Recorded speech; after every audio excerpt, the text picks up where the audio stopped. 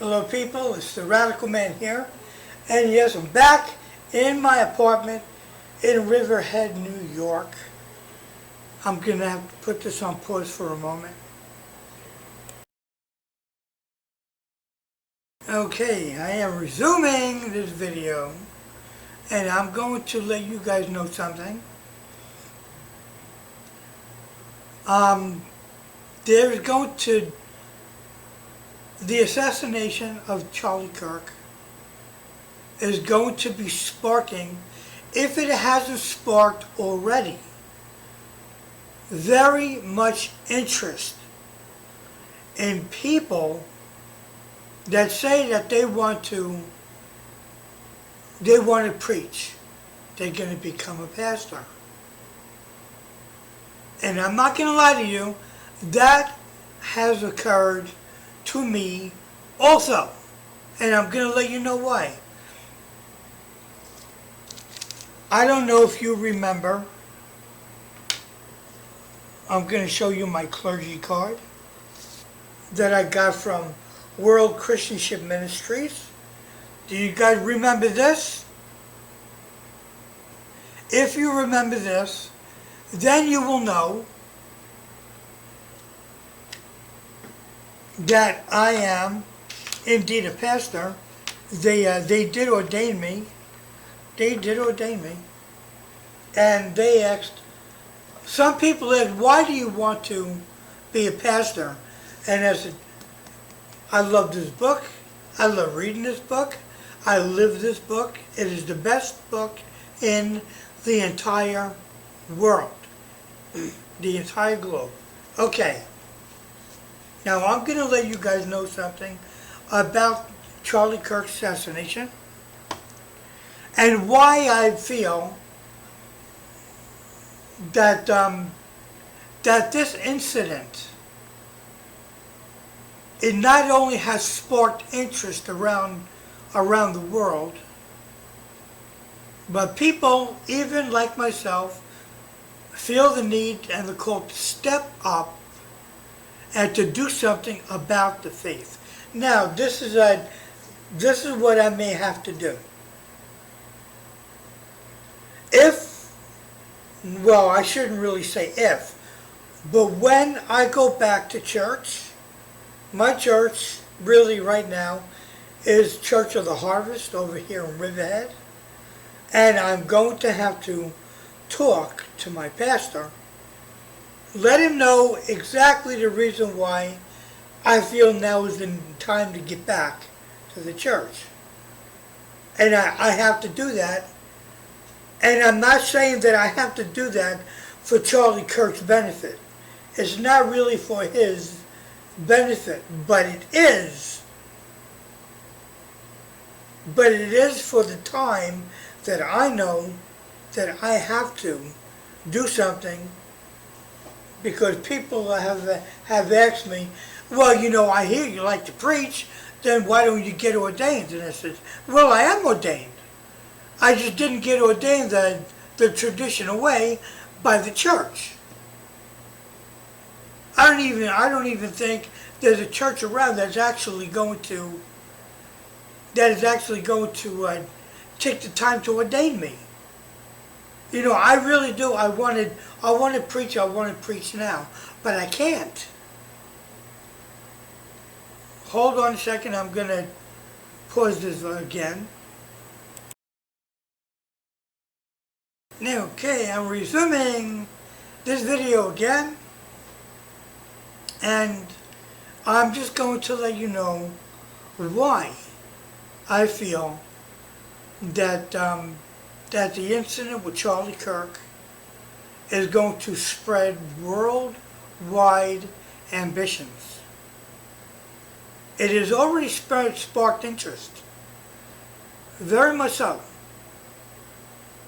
But the interest that it's going to spark is, there are many people, and I'm talking about not only guys, but there are, excuse me, there are also many women that are going to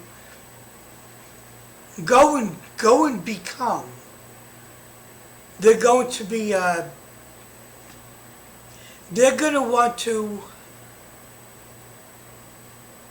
they're going to want to do something, and they're probably going to want to go to maybe, what do you call it, a seminar, something like that. They want to do, they will do anything it takes to become pastor. In fact, there's somebody that I actually saw on YouTube about becoming a pastor, and he was talking about doing it the legal way. Now, I'm not saying that what I showed you, you remember what I showed you? This is my clergy card from World Christianship Ministries. I'll bring it closer to the frame so you can see it. All right, you see that?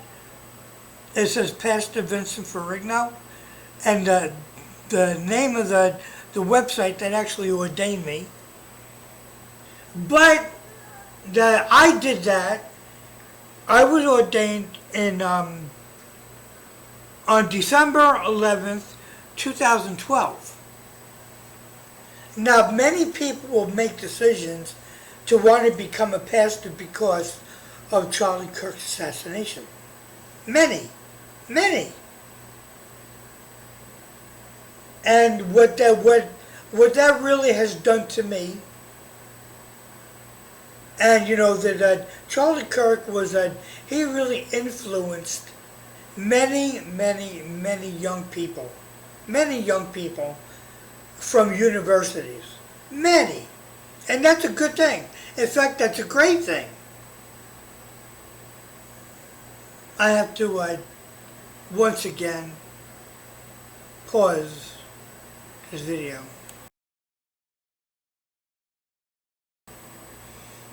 Okay, now, the biggest reason why I'm telling you this is because many people really don't even know how to make up their mind to what they want to do. And I mean that, they really don't. And sometimes, and I will admit it, sometimes that even means me. I'm not saying that I go back and forth, that I want to preach and I don't want to preach. But the thing is that the last time the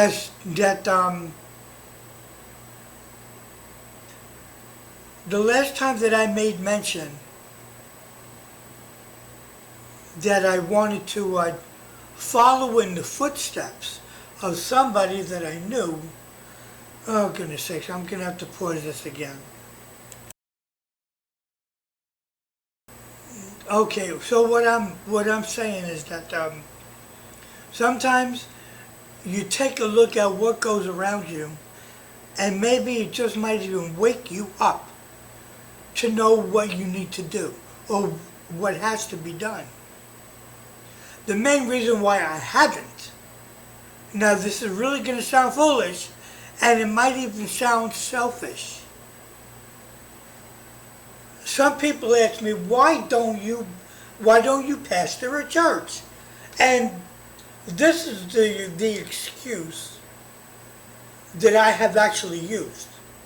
Now you tell me that this is not going to sound selfish. Now remember, I am telling on myself. Okay? I'm telling on myself, and I'm letting things go, or I'm putting things out there to make you understand why I haven't. Because the first thing that came to my mind was, who's going to come out and watch me preach? That is the excuse that I figured I would use. And then God hit me with a bolt of lightning, and he said this, well, that's not up to you. All you need to do is do what I called you to do. And you will be surprised how many people are going to show up. Now, one of the things that really got me thinking about what's going on is that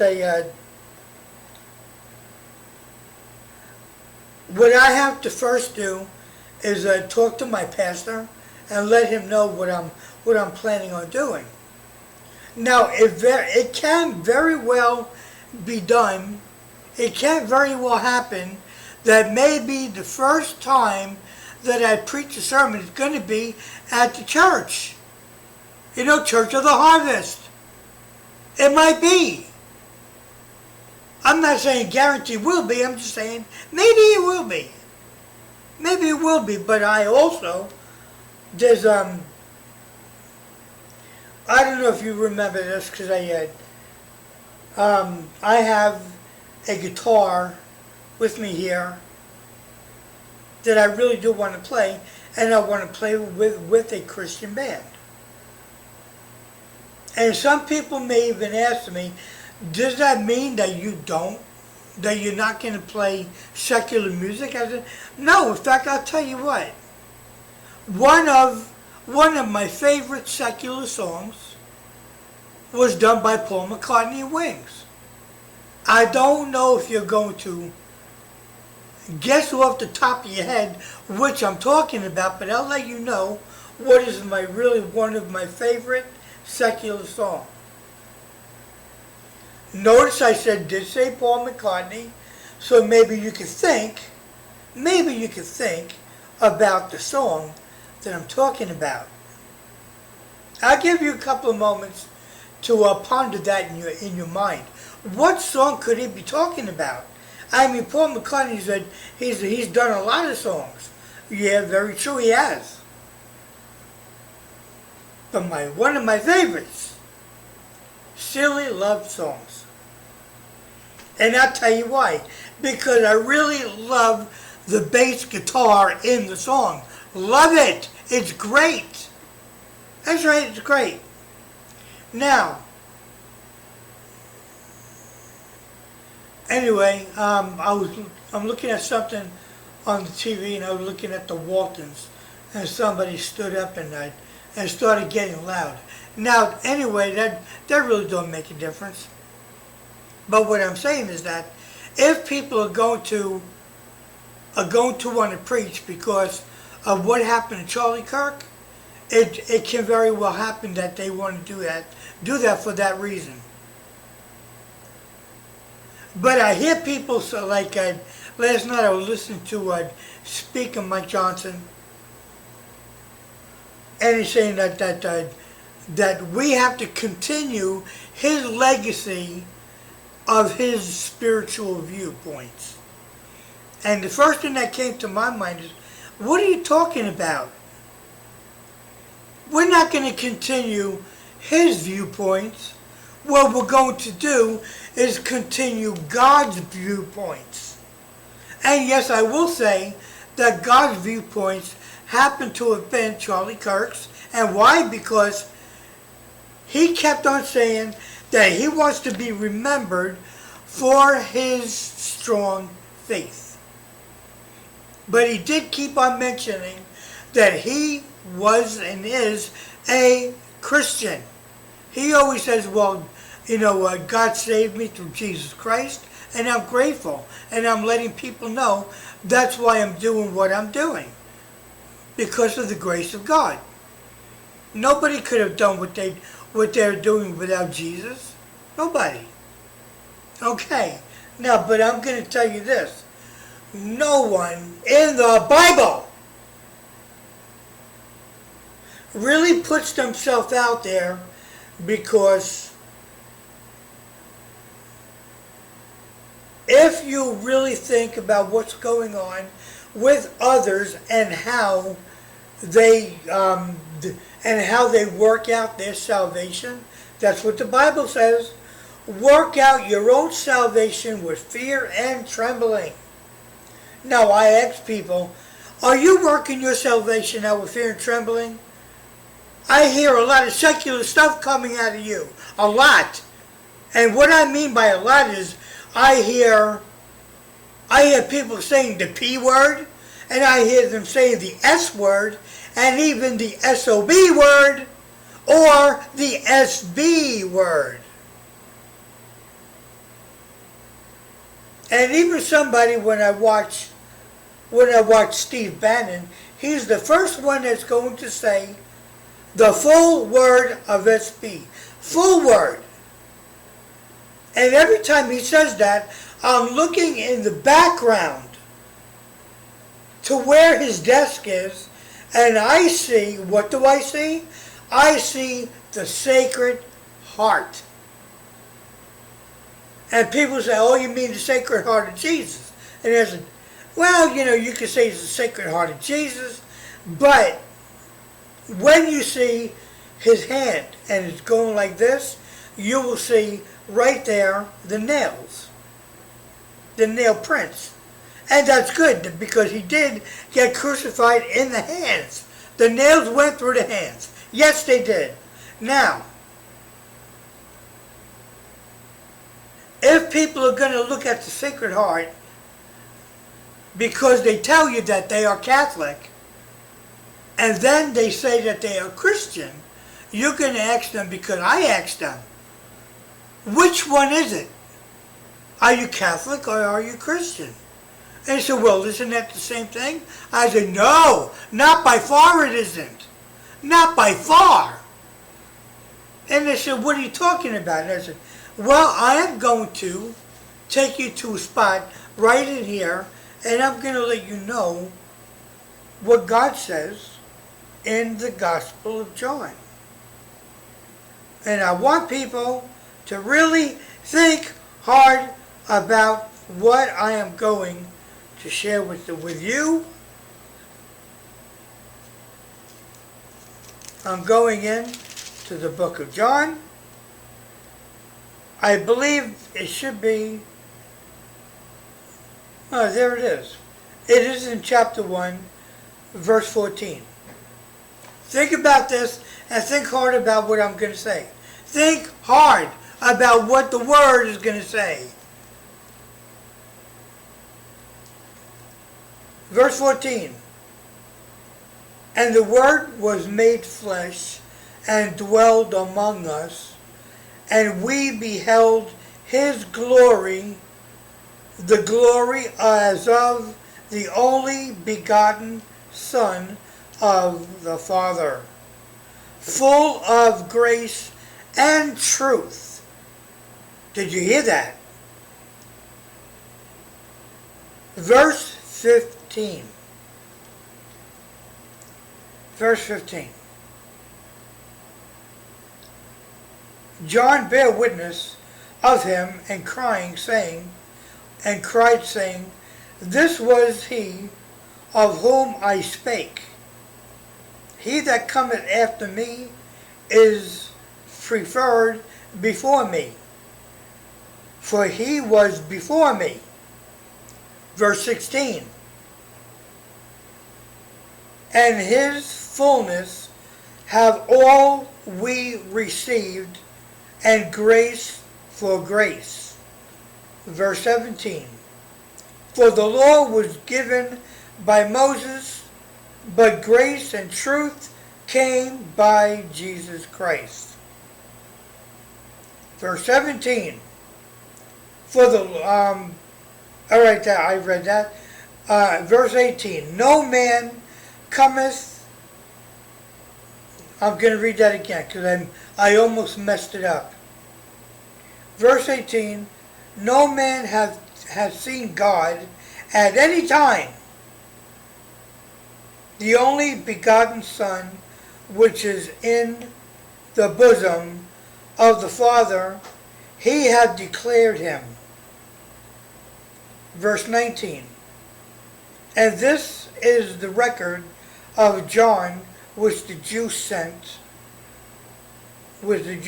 priests and Levites from Jerusalem, and asked him, Who art thou?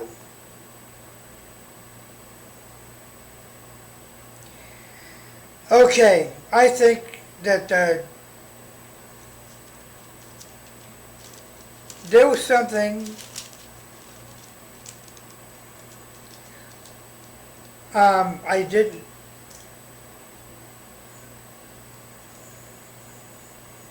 I think maybe I might have messed something up because I did not go Wait a minute, wait a minute, wait a minute. Maybe it is in chapter 3. Let us see if what I'm thinking about is in chapter 3. No, it isn't in chapter 3. In chapter 2. Maybe it is in chapter 4.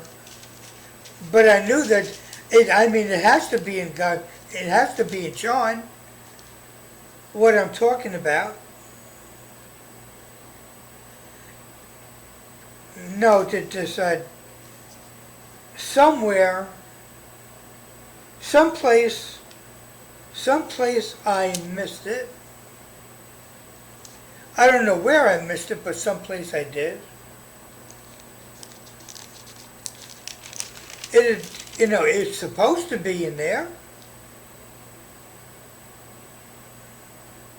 It really is supposed to be in there, but it's actually supposed to be where I got it from in John chapter 1.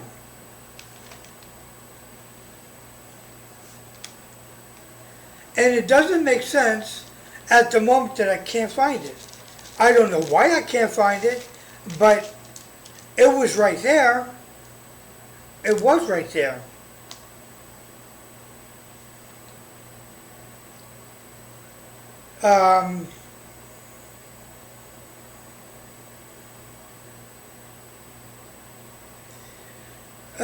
My goodness. I really hate when this happens. I really do. I really do.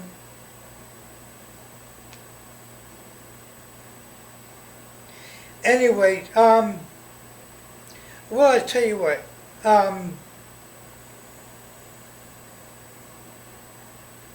maybe I didn't go to the right place. Maybe I didn't go to the right place. I'm going to read in chapter 1, from verse 1. That's what I'm going to do. In the beginning was the Word, and the Word was with God, and the Word was God. Verse 2, the same was in the beginning with God. All things were made by Him, and without Him was anything made that was made. Verse 4, in Him was life, and the life was the light of men. Verse 5, and the light shineth in the darkness, and the darkness comprehended it not. Verse 6, are you ready? There was a man sent from God, whose name was John. His name was John. The same came for witness, to bear witness of the light, that all men through him might believe. Verse 8, he was not the light, but was sent to bear witness of the light. Verse 9, that was the true light, which lighteth every man that cometh into the world. Let's see.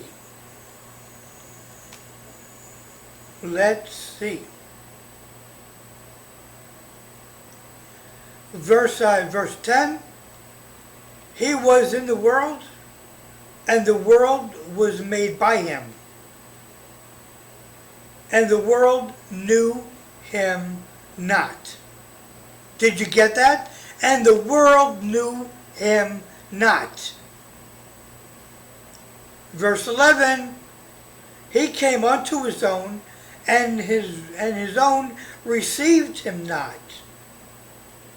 Verse 12, but as many as received him, to them gave the power to become the sons of God, even to them that believe on his name. Verse 13. Which were born not of blood, nor of the will of the flesh, nor the will of man, but of God.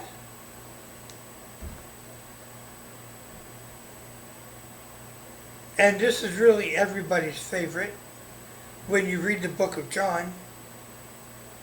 I know it's one of my favorites. Okay. Verse 14. And the Word was made flesh and dwelled among us, and we beheld his glory, the glory as of the only begotten of the Father, full of grace and truth. Verse 15. John bare witness of him, and cried, saying, This was he of whom I spake, and he that cometh after me is preferred before me, for he was before me. And I read this to you already, but I'm going to read it again.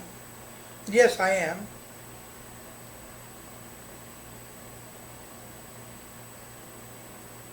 Verse 15. John bare witness of him, and cried, saying, all right, I already read that. Verse 16. And of his fullness have all we received, and grace for grace.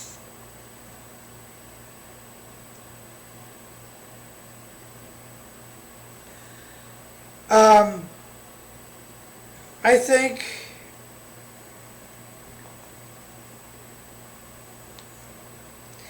think I'm not going to read anymore,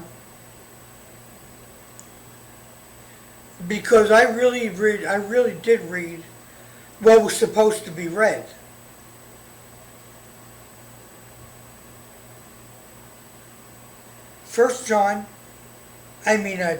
The Gospel of John, chapter 1, verse 14. So when you go back and read that verse, make sure you understand that you know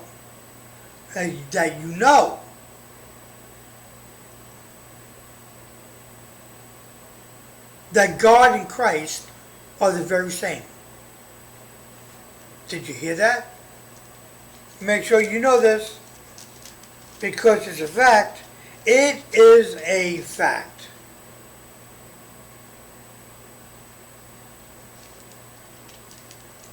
Anyway, that's what I'm going to leave you for now. But I'm also going to tell you this. If people are going to, like Mike Johnson said that they want to continue the principles that Charlie Kirk believed in, I would tell them, the first thing, I would tell them, no, not Charlie Kirk's principles. Because Charlie Kirk got them from the Bible. That's where he got it from. He kept on saying his faith in Jesus Christ. That's what he said. Do you understand that? Do you understand that? So, that's all I'm going to tell you now. Talk to you guys later. Bye now.